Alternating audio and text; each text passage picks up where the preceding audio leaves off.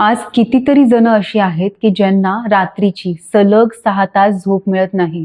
एकतर तुटत तुटत झोप लागते, नाहीतर झोप लागायलाच खूप वेळ लागतो. अशा वेळेस काय होतं, शरीरावरती त्याचे विपरीत परिणाम होतात आणि दुसऱ्या दिवशी ती झोप कशी कव्हर करू या विचारातच संपूर्ण दिवस जातो. ना कामात लक्ष लागत, ना आपल्याला बाकीचा आनंद घेता येत. मग अशा वेळेस लोक डॉक्टरांकडे जातात आणि मग एकदा झोपेची गोळी सुरू झाली की त्यानंतर ती आयुष्यभर घ्यावी लागते. जे आपल्याला नॅचरली परमेश्वराने दिलेलं आहे ती म्हणजे सलग झोप, जी आपल्या शरीराची सगळ्यात डीप रिकव्हरी करत असते. शरीरातल्या प्रत्येक पेशीला परत दुसऱ्या दिवशी ताजंतवानं राहण्यासाठी ऊर्जा देत असते. अशी झोप एकदा माणसाची निघून गेली की किती गोळ्या खा आणि काय करा, त्याच्या शरीरावर विपरीत परिणाम होतात. या गोळ्या खाऊन खाऊन किडनी डॅमेज होतात. मग आपण त्याच्यावरती उपचार करतोय की परत अजून शरीराचंच नुकसान करत आहोत, याचा विचार आपण केला पाहिजे. म्हणून मी व्हिडिओच्या सुरुवातीलाच तुम्हा सर्वांना सांगेन की आपल्याकडे एक नैसर्गिक उपाय आहे, ती म्हणजे योगासनं. आणि हा नैसर्गिक उपचार तुम्ही तुमच्यावरती करून घ्या आणि शक्यतो गोळ्यांचा वापर करू नका. एकदा गोळी सुरू झाली की मग गोळीशिवाय झोप लागणार नाही. आणि म्हणून आज मी तुम्हाला अगदी सोपी अशी मोजकीच 7 ते 8 योगासनं सांगते आणि 2 प्राणायाम सांगते. आता गायत्री सोबत आहे आणि गायत्री आपल्याला ही योगासनं करून दाखवणार आहे. आपण सुरुवात करतोय विपरीत करणीपासून. विपरीत करणीमध्ये आपण असे दोन्ही पाय उचलायचे आणि दोन्ही हातांनी कमरेला असा आधार द्यायचा. आता जर तुम्हाला अशी कंबर उचलता नाही आली तर तुम्ही दोन्ही पाय असे वाकवून असे अलगद उचला आणि उचलल्यानंतर असेच थांबा. विपरीत करणी हे इतकं सुंदर आसन आहे, कारण कसं आहे, आपल्या मेंदूच्या दिशेने रक्ताभिसरण चांगलं होतं. मला सांगा, आपल्याला झोप कशामुळे लागते? जेव्हा मेंदू शांत असतो तेव्हा आपल्याला झोप लागते. आणि मेंदूतले विचार कमी होण्यासाठी, मेंदू शांत होण्यासाठी आपल्याला विपरीत करणीसारखी योगासनं मदतशीर ठरतात. आता मेंदूच्या दिशेने जास्तीत जास्त रक्ताभिसरण या आसनात होत आहे. हळूहळू विश्रांती घे. शरीर विश्रांती घेण्यासाठी तयार झालं, कारण रक्ताभिसरण मेंदूच्या दिशेने सुधारलं. आता आपण पुढे जाऊया. उठून बस. आपल्या मेंदूमध्ये गामा ॲमिनोब्युट्रिक ॲसिड असे ट्रान्समिटर्स असतात. ते जितके ॲक्टिवेट होतील तितकं आपल्या शरीराला रेस्ट देत असतात, रिलॅक्स करत असतात. आपल्याला झोप केव्हा लागते? आपण स्ट्रेसफुल असतो तेव्हा लागते की रिलॅक्स असतो तेव्हा लागते? ऑफकोर्स रिलॅक्स असतो तेव्हा. आणि म्हणून गामा ॲमिनोब्युट्रिक ॲसिड ट्रान्समिटर्स हे आपल्या मेंदूमध्ये वाढले पाहिजे. रिसर्च आपल्याला असं सांगतो की फक्त 1 तास योगासनं केल्यानंतर जवळजवळ 27% हे न्यूरो ट्रान्समिटर्सचं लेवल्स आपल्या मेंदूमध्ये वाढत असतात. फक्त 1 तास. आणि म्हणून मी तुम्हाला सुरुवातीला म्हणाले, एक सोपा असा उपाय म्हणजे योगासनं आहेत. तर चला आपण पुढे वळूयात पश्चिमोत्तानासनाकडे. दोन्ही पाय सरळ ठेवायचे, दोन्ही हात आपण असे वरती ताणायचे. हे साधे साधे ताण आहेत ना, हातांना ताणणं, पाठीला ताणणं, हे सगळे ताण आपल्या शरीरामधले पॅरासिम्पॅथेटिक नर्वस सिस्टम ॲक्टिव्ह करत असतात.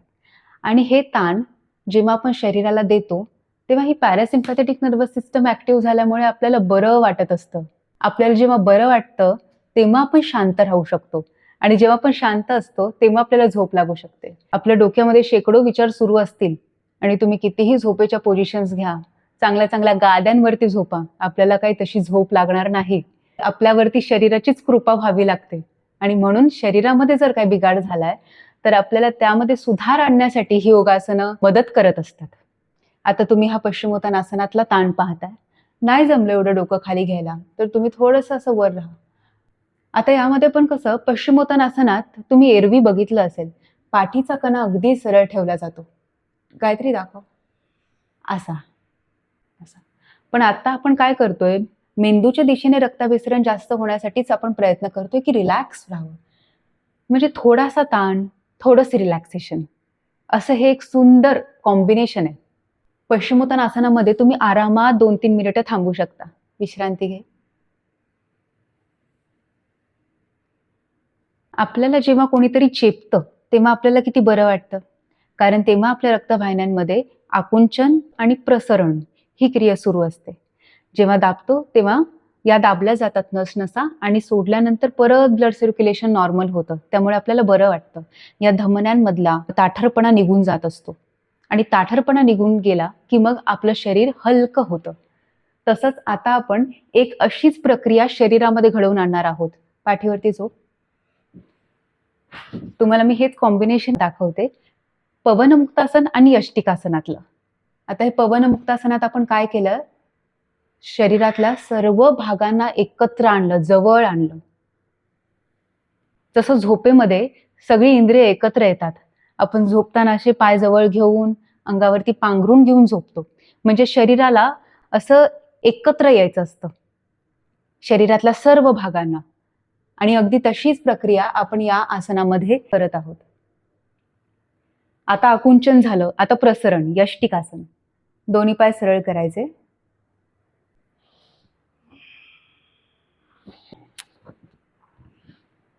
आता काय केलंय, इथून वरचा जो भाग आहे, कंबर ते हात, हातांची बोटं, याला आपण वरच्या दिशेने ताणायचं. त्यानंतर कमरेपासून ते पायांची बोटं याला खालच्या दिशेने ताणायचं. एक एक भाग ताणलाय. ताणण्यासाठी काय करावं लागतं, आपल्याला लक्ष केंद्रित करावं लागतं. बोटांना ताणायचे तर इथे लक्ष, काफला ताणायचे तर इथे लक्ष द्यावे लागेल. इथे लक्ष द्या, इथे लक्ष द्या. म्हणजे ज्या विचारांमुळे आपल्याला झोप लागत नाहीये त्या विचारांकडे जेव्हा दुर्लक्ष होतं आणि शरीरातल्या इतर इंद्रियांकडे आणि ताणांकडे लक्ष केंद्रित होतं, तेव्हा आपला स्ट्रेस ऑटोमॅटिकली कमी होत असतो. आज कित्येक जणांना इतका मानसिक ताण असतो की ते विचार संपत नाहीत. ते कॉम्बिनेशन परत एकदा कर गायत्री, पवनमुक्तासन आणि यष्टिकासन.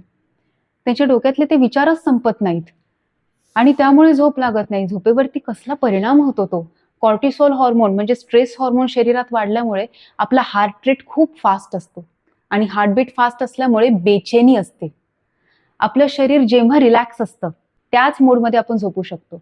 जेव्हा शरीर अलर्ट असतं, तो अलर्टनेस कसा, आता मला झोप लागेल की कधी झोप लागेल, 12 वाजून गेले झोप लागत नाहीये, 2 वाजत आले आता झोप लागत नाहीये, असे विचार जेव्हा मनात सुरू असतात तेव्हा आपली पूर्ण बॉडी अलर्ट असते, तेव्हा कुठे ती रेस्ट घेत असते. या अलर्टनेसला हायपर अराउजल म्हणतात. आता याच्यातून बाहेर काढण्यासाठी हे असे ताण द्यायचे. आता आपण परत पाहिलेलं पवनमुक्तासन आणि यष्टिकासन. आता आपण पुढे जाऊया. दोन्ही हात बाजूला घ्यायचे आणि मर्कट आसन करायचं. दोन्ही पाय असे वाकवायचे आणि एका बाजूला ठेवून द्यायचे आणि मान हळूहळू त्या दिशेने वळवायची. पाठीच्या कण्याला एक चांगला पेळ मिळतोय आणि त्यामुळे शरीरातलं टेन्शन, ज्याला सोमॅटिक टेन्शन म्हणतात, ते सगळं निघून जातंय. शरीर रिलॅक्स होतंय, पॅरासिम्पॅथेटिक नर्वस सिस्टम ऍक्टिव्ह होते, कॉर्टिसॉल स्ट्रेस हॉर्मोन कमी होतोय. सालंब भुजंगासन पाहूया. दोन्ही हात एल्बोज वरती ठेव पुढे आणि मान वरती घे. इथे काय केलं आपण, जरा छातीला ताणतोय जेणेकरून श्वास दीर्घ आणि सूक्ष्म होईल. श्वासाची दीर्घता जशी वाढते तसं हळूहळू मन एकाग्र होत जातं. विश्रांती घे. त्यानंतर आपण अशी उशी घ्यायची इथे. अजून एक देशील. हा. आणि यावरती मत्स्यासन करायचं. पाय असे सरळ सोडून द्या आणि हळूहळू पाठ उशीवरती ठेवून द्या आणि मान मागे सोडून द्या. यामध्ये इतकं रिलॅक्सेशन मिळतं कारण एका बाजूला मेंदूच्या दिशेने रक्ताभिसरणही सुरू आहे, दुसऱ्या बाजूला थायरॉइड ग्लँड्सना स्ट्रेच मिळतोय. त्यामुळे काय होतंय, कॉर्टिसॉलवरती नियंत्रण येतं. थायरॉइड ग्लँड्स, इथे किडनीच्या वर असणारे ॲड्रिनल ग्लँड्स म्हणजेच अधिवृक्क ग्रंथी, यांनाही चांगला ताण मिळाल्यामुळे आपला स्ट्रेस हॉर्मोन कमी होतो.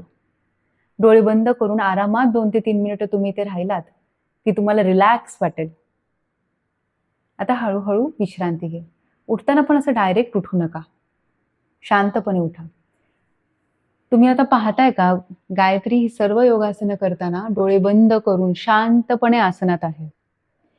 कारण डोळे बंद जेव्हा आपण करतो तेव्हा आपण एकाग्र होतो. डोळे बंद करून शांतपणे ही योगासनं तुम्ही करा. आता आपण शेवटचं आसन पाहणार आहोत, शशांक आसन. असं वज्रासनात बसा. त्यानंतर दोन्ही पायांमध्ये अंतर घ्या.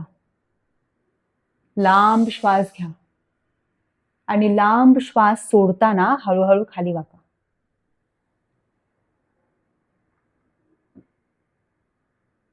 पाठीच्या कण्याला चांगला ताण द्या, हात सुद्धा समोर ताणा आणि श्वसन अगदी संथ गतीने सुरू राहू देत. विश्रांती घे.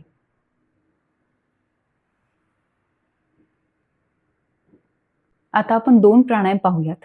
त्यातला पहिला प्राणायाम आहे भ्रामरी प्राणायाम. आपल्या दोन्ही हाताच्या बोटांनी डोळे बंद करायचे. त्यानंतर अंगठ्याने कान बंद करायचेत. या बोटाने नाकपुडी बंद करायची आहे. सुरुवातीला नाकपुडी बंद करू नका. दोन्ही डोळे आणि कान घट्ट बंद केल्यानंतर दोन्ही नाकपुड्यांनी दीर्घ श्वास घ्या. श्वास घेतल्यानंतर फक्त अर्धीच नाकपुडी बंद करायची आणि श्वास सोडताना मात्र मकाराचा उच्चार करायचा, तो असा.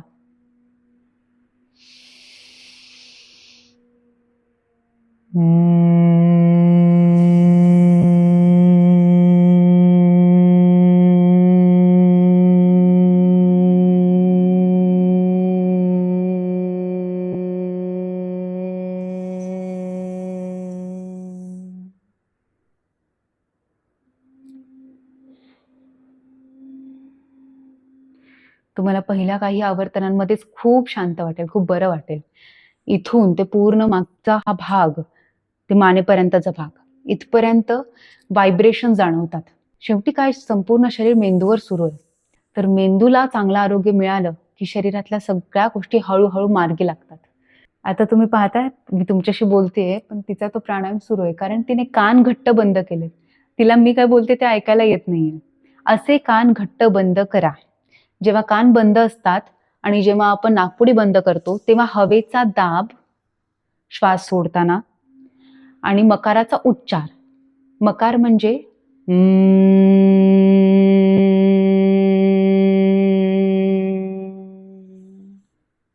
हा मकार. या दोन्हीच्या मिश्रणामधून हे व्हायब्रेशन्स तयार होत असतात. तर कान घट्ट बंद करत जा. आता आपण उद्गीत प्राणायाम पाहूया.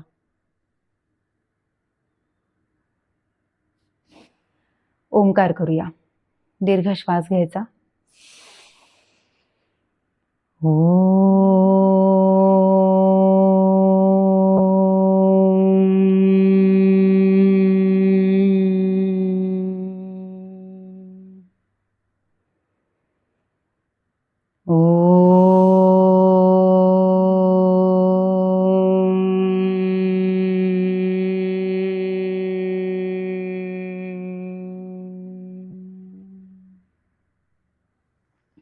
असं शांतपणे तुम्ही 10 मिनिटं ओंकार केलात की तुम्हाला खूप बरं वाटेल. माझी अशी मनापासून इच्छा आहे, जर तुम्ही गोळ्या घेत असाल तर त्या गोळ्या लवकरात लवकर बंद व्हाव्यात. आणि ज्यांच्यावर अजून गोळ्या खाण्याची वेळ आलेली नाहीये अशा मंडळींना चांगली सलग 6-7 तासांची झोप मिळाली आणि आपलं जीवन हे सोन्यासारखं आहे माहितीये. आणि यामध्ये ना जर शरीराची आपल्याला जर साथ नसेल तर मग तुम्ही जीवनात काहीही करा, त्यामध्ये आपल्याला दुःखच अनुभवायला येईल. कारण आपण जे काही आता हसतोय, काम करतोय, एकमेकांशी बोलतोय, सण साजरे करतोय, हे सगळं काही शरीर चांगलं आहे म्हणूनच होत असतं. आणि म्हणून शरीराची जोपासना हीच खरी परमेश्वराची उपासना आहे, हे नेहमी लक्षात ठेवा. आज आपण जी योगासनं पाहिली, 2 प्राणायाम पाहिले, ते अत्यंत सोपे आहेत. हे तुम्ही रात्रीचे करू शकता. रात्री जेवण जरा लवकर करा, म्हणजे तुम्ही ही योगासनं करू शकाल. आणि तुम्ही या योगासनांना जरा पेशन्स ठेवून वेळ द्या. असा विचार करू नका की 10 ते 15 मिनिटं योगासन एक झाल्यानंतर दुसरं, अर्धा-अर्धा, 1-1 मिनिट करून सोडून देऊ नका. ते शरीर आहे, त्या शरीराला वेळ द्या. ज्या सवयींमुळे शरीराला ही चांगली झोप मिळत नाहीये, आपली झोप कमी झाली किंवा तुटत-तुटत झोप लागायला लागली, या सगळ्या प्रोसेसला वेळ गेला की नाही, मग शरीराला परत कमबॅक करण्यासाठी, पूर्ववत होण्यासाठी तेवढाच वेळ लागणार. म्हणून तुम्ही सर्वांनी 1 तास वेळ द्या. आपण जवळजवळ 7 ते 8 योगासनं पाहिली, पण याला तुम्ही आवर्तन करून करून प्रॅक्टिस करा. तसंच प्रत्येक आसन 2 ते 3 मिनिटं करा.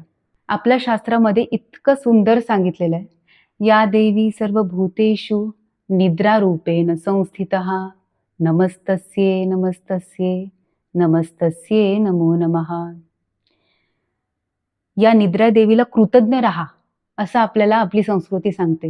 ही कृतज्ञता आली की मग आपण योगासनं करू, आणि चांगली झोप लागावी यासाठी सगळे प्रयत्न करू. त्यामुळे दररोज योगासनं करा आणि तुम्ही निरोगी आणि आनंदमय जीवन जगा. धन्यवाद.